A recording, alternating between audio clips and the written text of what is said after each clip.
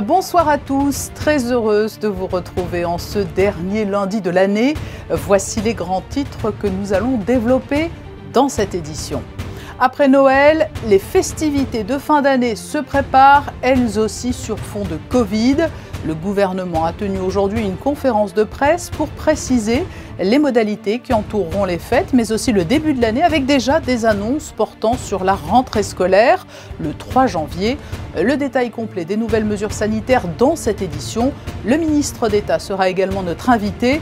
Il nous expliquera ce qui a guidé l'action du gouvernement pour faire face à cette 5e vague. Et alors que nous sommes en pleine période de vacances scolaires, des idées de sortie en famille dans ce journal. Vous verrez que le musée océanographique s'efforce de divertir petits et grands tout en les sensibilisant à la préservation du monde marin. À la salle d'exposition du quai Antoine Ier, c'est une partie de l'histoire de Monaco qui est à découvrir dans l'exposition Conquête Pacifique. Il a rejoint les ballets de Monte-Carlo à la rentrée dernière, après avoir été le danseur principal du Pacific Northwest Ballet à Seattle aux États-Unis. Jérôme Tisserand nous racontera comment le jeune danseur lyonnais qu'il était, passé par la suite à l'Opéra de Paris, a conquis les États-Unis avant de venir s'établir à Monaco, où il est sur scène au Grimaldi Forum tout au long de la semaine. Après un deuxième Noël sous Covid, c'est donc maintenant le réveillon du Nouvel An qui va s'accompagner lui aussi de nécessaires mesures de prudence et plus généralement de mesures destinées à lutter contre la propagation de la Covid-19. Le nombre de cas positifs est toujours important à Monaco, alors que ces chiffres flambent dans toute l'Europe notamment. Le gouvernement a tenu lundi matin une conférence de presse. Avant d'entendre le ministre d'État Pierre Dartout, voici le détail point par point des nouvelles mesures et des perspectives pour la rentrée scolaire. Explication de Vanessa Dessy sur des images de Thomas Deus. Des records de contamination ont été enregistrés depuis plusieurs jours, avec 360 cas détectés la semaine dernière et 296 personnes suivies par le centre Covid-19. La situation hospitalière s'est aussi détériorée, avec 24 personnes en unité conventionnelle et 6 en réanimation à ce jour. En cette période de fête, les indicateurs sanitaires se dégradent rapidement. Le taux d'incidence a augmenté considérablement au cours des 3 à 4 dernières semaines. Même constat pour ce qui concerne le nombre de personnes que nous suivons nous-mêmes en ville, et même remarque également pour ce qui a trait au nombre de patients hospitalisés. L'hôpital Princesse Grace accueille 30 patients. Il faut signaler que c'est 3 fois plus qu'il y a 4 semaines maintenant, avec essentiellement des personnes qui malheureusement ne sont pas vaccinées. Concernant le réveillon du 31 décembre, le souverain souhaite maintenir les fêtes de fin d'année afin de préserver l'activité économique et sociale. Toutefois, certaines mesures encadreront les festivités. Une interdiction de toute vente d'alcool à emporter à compter de 20 h le 31 décembre jusqu'à 6 h du matin le 1er janvier. L'arrêt de toute animation sur l'espace public à partir de 21h30 pour le marché de Noël, 22h sur la place du Casino, et l'interdiction de toute diffusion de musique à compter de 1 h du matin jusqu'à 6 h du matin. À compter du lundi 3 janvier, 2 grands dispositifs seront mis en place grâce notamment à la distribution gratuite d'autotests pour les différents employeurs de la principauté. Les autotests adultes, donc destinés aux salariés et aux administrations également, sont commandés par le département de la santé. Nous en avons commandé 50 000. Les employeurs pouvant sur un téléservice demander à bénéficier de ces autotests gratuitement en indiquant le nombre de collaborateurs concernés. Et les employeurs pourront venir retirer les autotests en un lieu déterminé, sans doute au stade Louis II. Le jour de la rentrée des classes, chaque élève trouvera également un autotest sur son bureau. Le gouvernement princier a décidé d'inviter toute la population scolaire, que ce soit les professeurs, les enseignants, les personnels non enseignants, mais aussi bien évidemment la totalité des élèves de la principauté, de la maternelle à l'enseignement supérieur, dans les établissements publics ou privés sous contrat, à une campagne de dépistage du virus en proposant des autotests spécialement adaptés aux enfants, de manière à ce que ce soit un protocole le plus simple possible, le moins intrusif possible, le plus facile d'utilisation, le plus fiable qui soit. Enfin, dès le 10 janvier prochain, le pass sanitaire sera étendu à un certain nombre de secteurs secteurs d'activité qui sont en contact rapproché et prolongé avec la clientèle. C'est le cas par exemple du secteur du bâtiment, de la beauté, du tatouage et du sport. Très à l'écoute des pays voisins, le gouvernement princier n'exclut pas le fait que ces mesures pourraient être modifiées au regard de l'évolution de la situation. Voilà donc pour le détail de ces nouvelles mesures, des mesures renforcées également pour la rentrée scolaire le lundi 3 janvier. Le ministre d'État Pierre Dartout tient à rappeler combien la prudence et le sens des responsabilités doivent prévaloir pour contenir cette pandémie et tout particulièrement compte tenu du contexte actuel. Il est notre invité et il répond aux questions de Fabien Bonilla.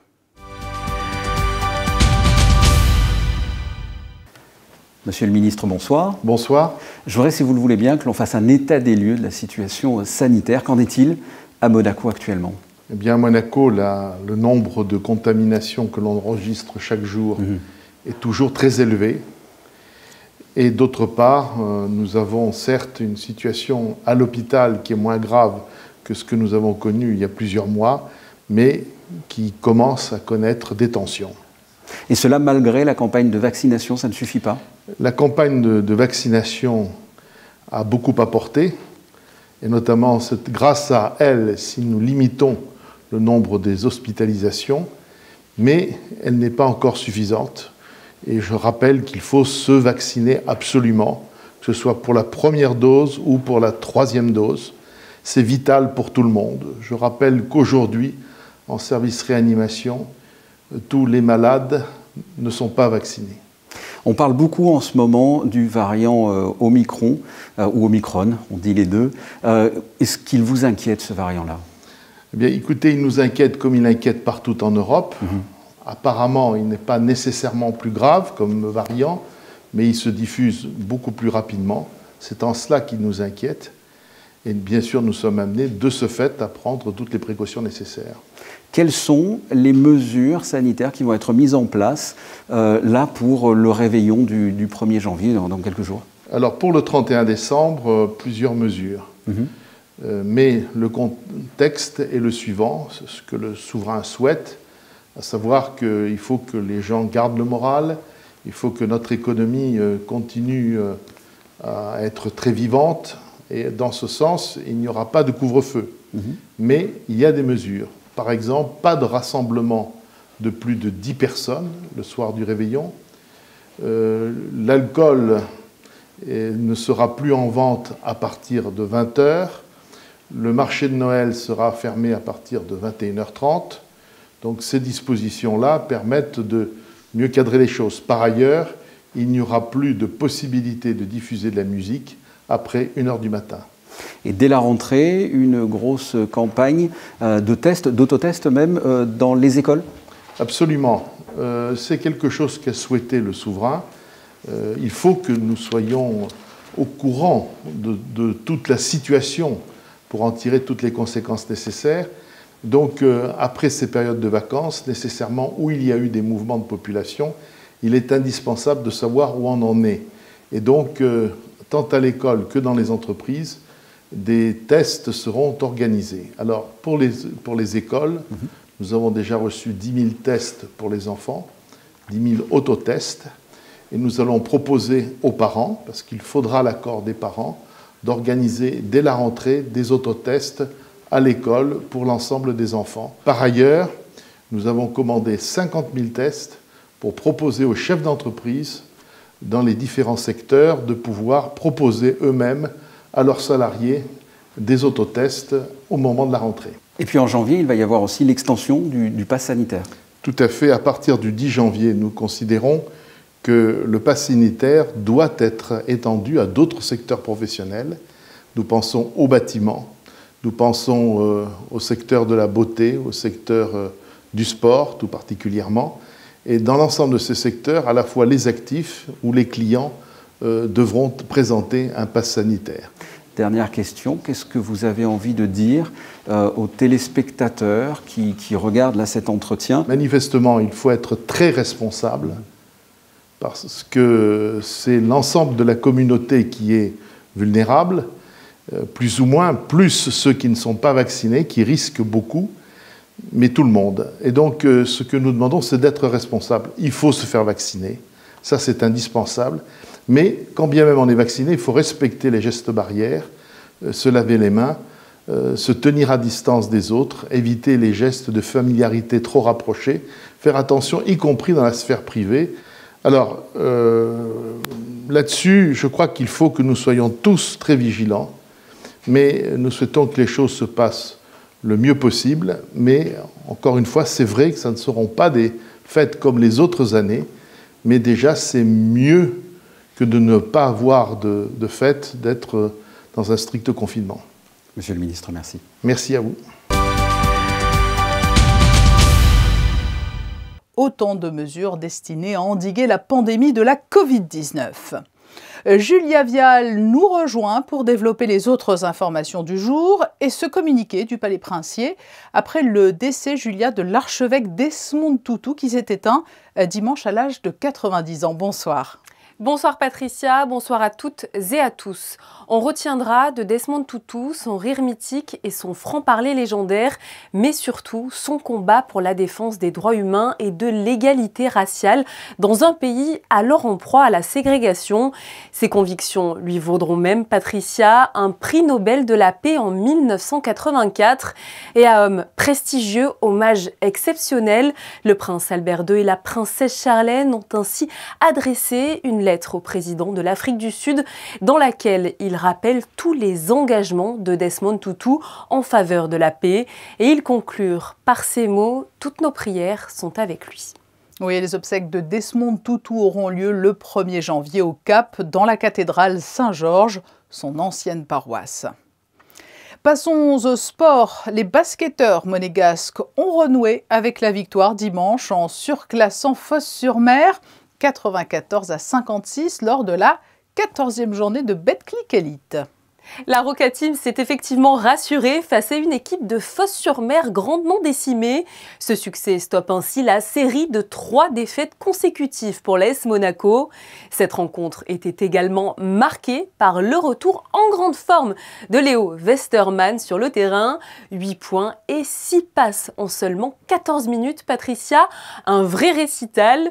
Auteur d'une prestation collective sérieuse de bout en bout, la troupe monégasque peut maintenant se tourner vers la réception en Euroleague du Maccabi prévue ce mercredi à 19 h. Une rencontre qui sera d'ailleurs à retrouver en direct sur notre antenne. Ne ratez pas cette belle confrontation. Le club de hockey de Monaco affronte mardi le club d'Oron sur les terres de ce dernier. Ce premier match de hockey sur glace inaugural du nouveau club de hockey d'Oron va se dérouler le mardi 28 décembre à partir de 19 h. L'Avalanche d'Oron va affronter le club de Monaco sur la patinoire en plein cœur de la station et de ses animations. Pas besoin de réserver vos places pour cet événement puisque l'entrée y est libre, Patricia. Dernière ligne droite, Julia, pour le village de Noël. Il s'installe chaque année au Port Hercule de début décembre à début janvier. Cette année, c'est le thème du Canada qui a enchanté toutes les familles. Elles ont pu retrouver les chalets de vente et tous les stands gourmands depuis le 3 décembre et jusqu'au 2 janvier 2022. Vous l'aurez donc compris, Patricia, la magie de Noël prendra malheureusement fin ce dimanche. Je vous rappelle pour ces derniers jours que l'accès est libre, mais que les manèges sont tout de même payants et surtout le pass sanitaire et le port du masque y sont obligatoires. Monaco-Alexandrie, le grand détour, ville, monde et surréalisme cosmopolite, c'est le nom de la toute dernière exposition proposée par le nouveau Musée national de Monaco. Elle est à découvrir depuis le 17 décembre. Les critiques d'art Morad Montazami et Madeleine de Colnay esquissent dans cette exposition à la Villa Saubert un face-à-face entre Monaco et l'Égypte. Ces deux villes-mondes se révèlent avoir de nombreux points communs. Pour les mettre en lumière, ils ont voulu montrer au public les œuvres de nombreux artistes, incarnant tous un désir de se réaliser par-delà la montée des nationalismes et des fascismes. Le surréalisme est le mouvement artistique qui met en valeur ces liens profonds et ces points communs insoupçonnés grâce aux prêts exceptionnels de tableaux venus d'Égypte et de collections privées. Une exposition à voir jusqu'au 2 mai 2022, tous les jours de 10 h à 18 h. Merci Julia. Une autre exposition du NMNM est toujours à découvrir également pendant ces vacances. Il s'agit de Conquête pacifique à la salle du quai Antoine Ier. Alexandra Pani vous en livre un avant-goût. Conquête pacifique, vaste programme amorcé il y a plus d'un siècle. Si l'on vous posait la question, sauriez-vous lister les différentes extensions réalisées sur la mer qui ont permis d'étendre le territoire monégasque depuis le début du XXe siècle? C'est bien l'ambition de cette exposition du quai Antoine Ier, un projet qui a nécessité plus de 2 ans de travail et qui est né suite au dépôt d'un fonds privé rassemblant de nombreux clichés de la construction du terre-plein de Fontvieille. Nous avons pu également voir que la jeune génération avait déjà acquis ce territoire et qu'elle n'était pas consciente du fait que ça avait été gagné sur la mer. Environ 300 documents sont répertoriés ici sur les 1000 mètres carrés d'exposition. Des documents d'archives, photographies, cartes postales d'époque, documents de travail, maquettes ou encore témoignages, mais aussi des commandes artistiques telles que les aquarelles de Laure Fissor, des documents qui retracent l'évolution de cette conquête sur l'eau des souverains monégasques. Tout cela est présenté, se mélange et je pense illustre parfaitement écoutez, le développement de Monaco avec à la fois une volonté urbanistique et toujours la création contemporaine à ses côtés. Du Port Hercule, première zone aménagée par le prince Albert Ier au quartier Maréterra qui sera livré en 2025, en passant par l'emblématique quartier de Fontvieille qui a véritablement changé la vie quotidienne à Monaco en termes d'habitation, de travail mais aussi de divertissement. Conquête pacifique renouvelle le regard porté sur ces constructions essentielles pour le destin de la principauté que l'on s'est aujourd'hui entièrement appropriée. Cette exposition Conquête pacifique refermera ses portes le 2 janvier à la salle d'exposition du quai Antoine Ier. Il fait partie des nouveaux visages de la compagnie des ballets de Monte-Carlo avec son épouse Laura. Après avoir dansé aux États-Unis pendant près de 2 décennies, Jérôme Tisserand, l'ancien danseur principal du Pacific Northwest Ballet de Seattle, a choisi de rejoindre Monaco. Il fait partie des danseurs qui vont vous éblouir et magnifier vos fêtes de fin d'année au Grimaldi Forum. Et il est notre invité. Bonsoir Jérôme Tisserand. Bonsoir. Vous êtes donc sur scène en cette période de fête de fin d'année aux côtés de toute la compagnie des ballets de Monte-Carlo, alors que d'autres goûtent à un repos bien mérité. C'est cela aussi la vie d'artiste? On a beaucoup de chance de pouvoir encore travailler, surtout avec ce qui se passe en France et dans le monde entier, la crise Covid. Et on ouvre notre spectacle de Casse-Noisette demain et on va jusqu'au 5 janvier. Vous connaissiez le Roméo et Juliette de Jean-Christophe Maillot que vous avez dansé, mais ce Casse-Noisette, c'est une découverte. Oui, c'est une découverte, je ne l'avais jamais vu. On avait un peu travaillé ensemble sur Roméo et Juliette à Seattle ainsi que sur Cendrillon. Et donc on vient de commencer au mois de septembre et en effet le Casse-Noisette c'est la première fois que je le vois et c'est vraiment un spectacle superbe, c'est pour tout le monde, les gens vont vraiment adorer. Vous avez intégré les ballets de Monte-Carlo avec votre épouse Laura à la rentrée dernière. Quel a été votre parcours? Alors vous êtes français mais vous vous êtes expatrié très jeune. J'ai fait l'Opéra de Paris quand j'avais 12 ans, j'étais un petit rat de l'opéra, jusqu'à l'âge de 14 ans. Après je suis rentré sur Lyon pendant 2 ans et je suis ensuite parti à l'école de la School of American Ballet à New York pendant 2 ans. J'ai commencé ma carrière professionnelle au Miami City Ballet en Floride. Et ensuite, je suis parti à Seattle où j'étais pendant 14 ans.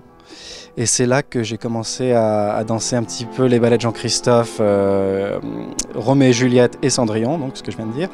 Et ça nous a beaucoup plu à Laura et moi. Et on s'est dit qu'un jour, peut-être qu'on pourrait essayer de venir ici. Et on s'est tenté pendant la crise Covid. On n'avait pas de Casse-Noisette à Seattle parce que tous les spectacles avaient fermé.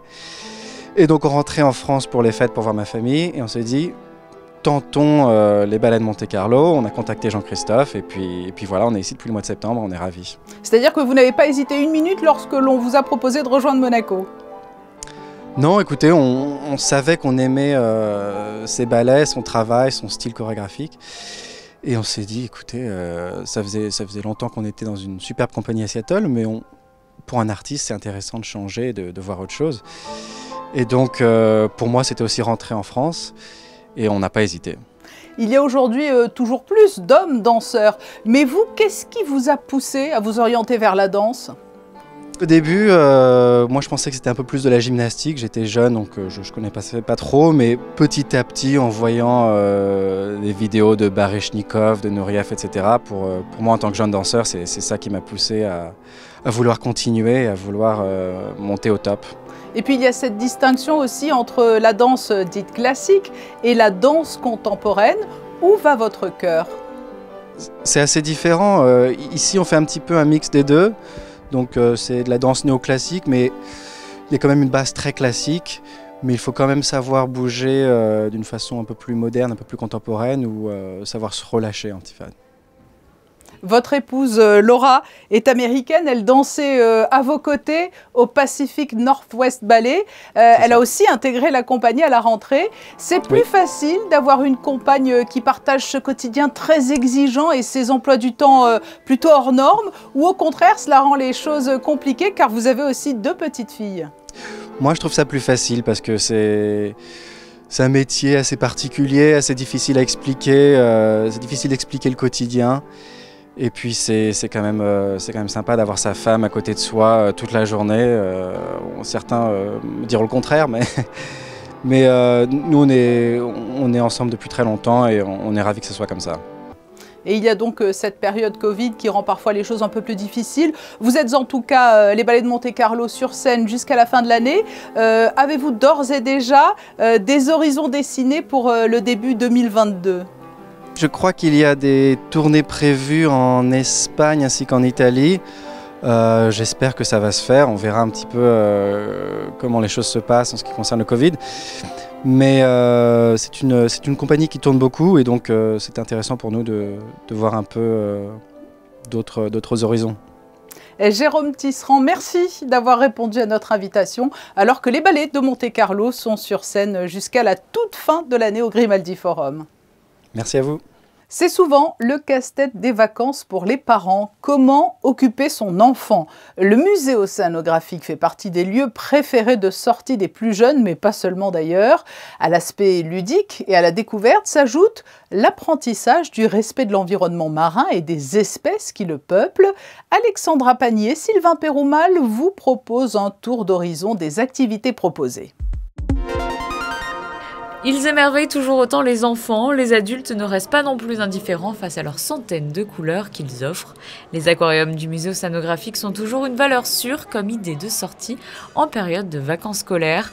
De plus en plus d'animations sont également proposées en supplément de la visite traditionnelle. Les bassins tactiles famille, que c'est une animation pour les familles, mais pas que. Donc c'est une animation qui a lieu tous les 30 minutes et qui vous montre la biodiversité du bord des mers méditerranéens. Mais nous avons aussi des animations comme l'Escape Game, c'est une animation qui en fait va vous montrer la partie historique parce que c'est inspiré d'une des expéditions du prince Albert Ier, donc une vraie expédition, et vous faites partie de sa tripulation. Et d'un coup, vous trouvez dans l'Atlantique, dans l'océan Atlantique, une tempête se déclenche et là, il faut vous débrouiller pour vous en sortir et sauver la collection scientifique du prince. Dans la grande salle des conférences, les visiteurs ont également à leur disposition des casques de réalité virtuelle, explorer le monde marin et rencontrer les espèces les plus mythiques au travers de 2 films. Des animations pour découvrir ces espèces proches de chez nous, pour mieux les connaître et donc les protéger. C'est l'une des missions du musée océanographique de Monaco. Ces espèces sont des espèces courantes qu'on trouve au bord des mers et elles ont un rôle très important dans le maintien de la bonne santé de l'écosystème marin. Et en les découvrant par les biais des sens, les personnes pourront mieux les connaître, les comprendre et ensuite, pourquoi pas, les aimer pour les protéger finalement. En famille ou entre amis, passer une après-midi ludique et conviviale dans ce bâtiment chargé de plus de 110 ans d'histoire.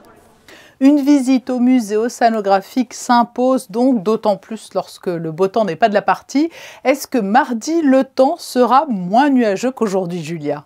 Un peu moins, oui Patricia, mais il ne fera tout de même pas un grand soleil puisque des nuages sont attendus sur la principauté. Les températures, elles, seront comprises entre 8 et 13 degrés. Demain, nous fêterons les Saints innocents en hommage aux enfants de moins de 2 ans massacrés par Hérode à Bethléem. Ce journal touche à sa fin. Je vous en rappelle donc le principal titre. Le réveillon du jour de l'an s'accompagnera de nouvelles mesures sanitaires. Pas de rassemblement de plus de 10 personnes. Arrêt de la vente d'alcool dès 20 h. La fermeture du marché de Noël à 21 h 30 ainsi que l'arrêt de la musique à 1 h du matin. À la rentrée, ce sont pas moins de 10 000 autotests qui seront distribués dans les établissements scolaires et 50 000 dans les entreprises. Le pass sanitaire sera quant à lui applicable à d'autres secteurs d'activité en contact rapproché et prolongé avec la clientèle, comme le bâtiment, la coiffure, l'esthétique, le tatouage ou le sport. Il faudra donc se munir du pass pour pouvoir fréquenter ces établissements. Une fin d'année sur fond de Covid. Et c'est le thème des photos de fin d'édition. Je vous donne rendez-vous demain dès 19 h pour un nouveau journal. Et je vous souhaite de passer une très belle soirée. À demain sur Monaco Info.